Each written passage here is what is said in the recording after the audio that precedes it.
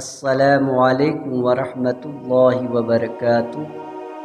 10 آدمیوں کی ایک جماعت نے حضرت علی رضی اللہ تعالی عنہ سے سوال کیا کہ علم اور دولت دونوں میں سے کس کو برتری حاصل ہے؟ برائے مہربانی سب افراد کو الگ الگ جواب عطا فرمائے۔ ان لوگوں کے سوال کے جواب میں حضرت علی رضی اللہ تعالی عنہ نے 10 مختلف جواب ارشاد فرمائے۔ نمبر 1، دولت فرعونوں کا ورثہ ہے اور علم انبیاء کا عطیہ۔ نمبر 2، دولت کی حفاظت تم کرتے ہو جبکہ علم تمہاری حفاظت کرتا ہے۔ نمبر 3، جس کے پاس دولت ہو اس کے بہت سے دشمن ہوتے ہیں اور جس کے پاس علم ہو اس کے بہت سے دوست ہوتے ہیں۔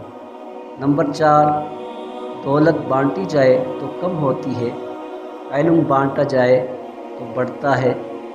نمبر 5، دولت مند کنجوسی کی طرف مائل رہتا ہے اور عالم فیاضی کی طرف۔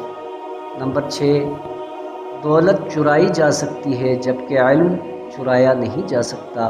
نمبر 7، دولت محدود ہے، اس کا حساب رکھا جا سکتا ہے، علم لا محدود ہے، اس کی کوئی انتہا نہیں۔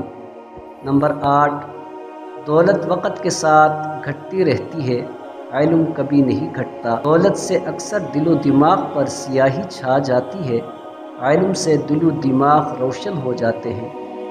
نمبر 10، دولت نے فرعون اور نمرود جیسے خدائی کا دعویٰ کرنے والے پیدا کیے، علم نے انسان کو سچے معبود سے متعارف کرایا۔